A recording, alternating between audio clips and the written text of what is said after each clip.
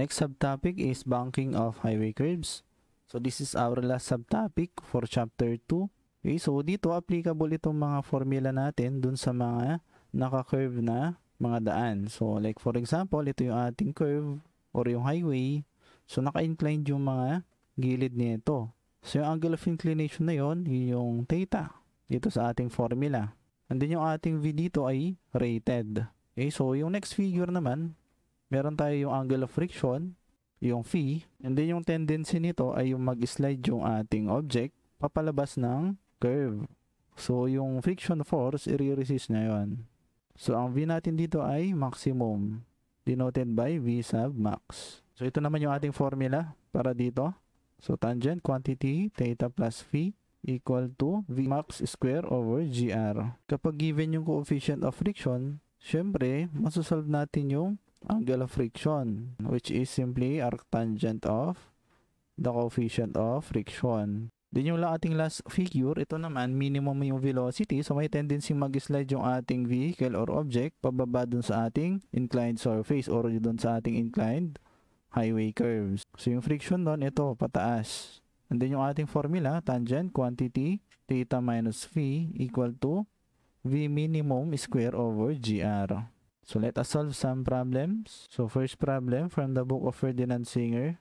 Find the angle of banking of highway curve of 300 feet radius designed to accommodate cars traveling at 100 miles per hour. If the coefficient of friction between the tires and the road is 0.6, what is the rated speed of the curve? So ito yung mga given, yung radius na 300 feet, yung coefficient of friction na 0.6, and yung ating velocity na 100 miles per hour. So, i-convert lang natin to dun sa feet per second para maging consistent yung ating unit. So, ito na siya. So, 146.667 feet per second. So, yung unknown ay yung angle of banking. And then yung pangalawa, yung rated speed of the curve. So, V sub R tsaka yung theta. So, sa equation natin, tatlo lang naman yan. So, yung rated speed, masasolve yan dito. Pero wala pa tayong angle theta. Okay? So, kailangan natin i-solve yun bago ma-solve yung V sub R. So, mauna yung theta. So, ano ba dito sa dalawang to yung gagamitin natin para ma-solve yung theta? Minimum ba or yung maximum? Pwede tayo mag-assume na yung given velocity ay maximum. So, we can use this equation and then we can also check kung halimbawang minimum yung given. So, wala kasing na-mention dito kung minimum siya or maximum. Pero let us use yung maximum velocity. So, let us solve first for theta from tangent theta plus phi equal to V max square over GR. So, ito i-assume natin na siya ay V max. So, ano ba yung R at saka yung G? So, yung G natin walang given. So, pwede natin i-assume na yun ay 32.2. Yung R ay 300 feet. Then, yung ating phi wala din. Pero pwede natin i-solve since given yung coefficient of friction. So, from this given, we can solve yung phi which is equal to arctangent of 0.6 or yung ating coefficient of friction. So, phi is equal to 30.96.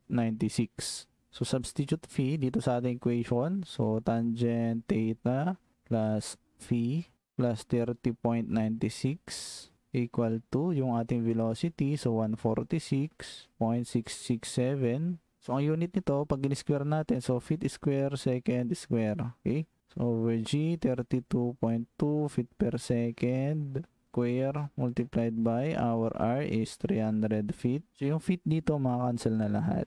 And at the same time, yung seconds. Okay? So, masasolve natin yung theta. Or kung gusto niyo i-arctangent nyo muna yung buong quantity nito para masolve yung theta plus 30.96. So, this is equal to 65.82 degrees. So, take note, ito ay theta plus 30.96 pa lang. So, we can now solve theta dito. So, theta is equal to 65.82 minus 30.96. So, that is equal to 34.86. So, kapag in-assume natin to ay minimum kanina, yung equation natin, alam natin na theta minus phi. So, ang kalalabasan ng ating sagot ay magiging 90 something. So, kaya, tama yung ating assumption na V max lang to. So, we are done with theta.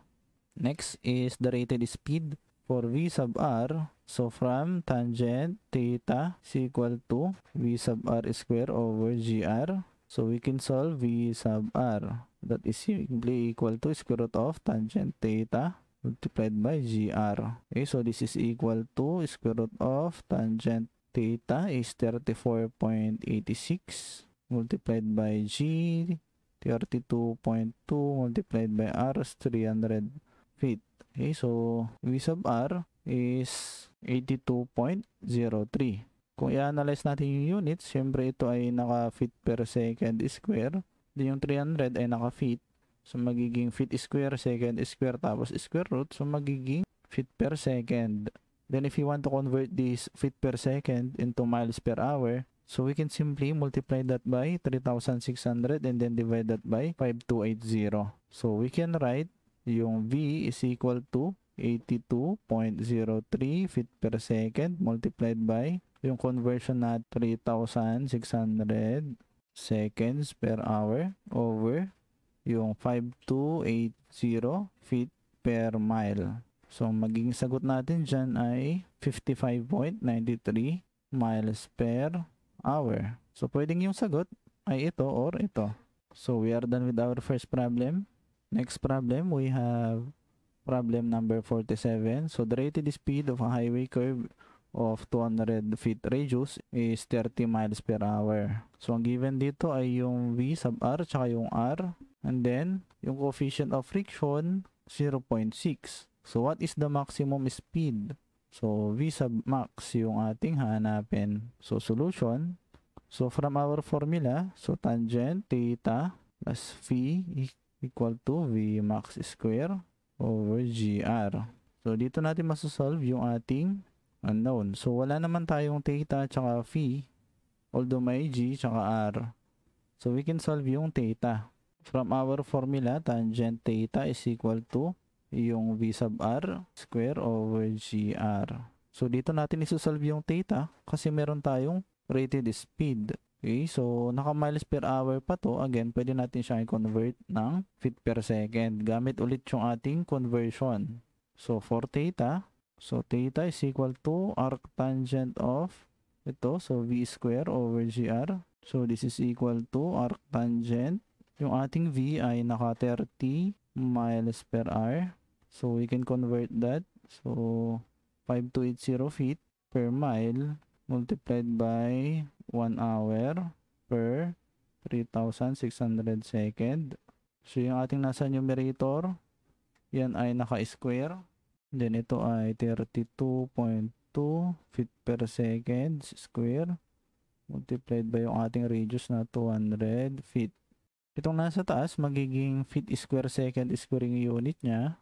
Okay, and then yung nasa baba, ganun din, feet square second square. So makancel lang lahat ng unit. So masasolve natin dyan yung theta, which is equal to 16.73 degrees.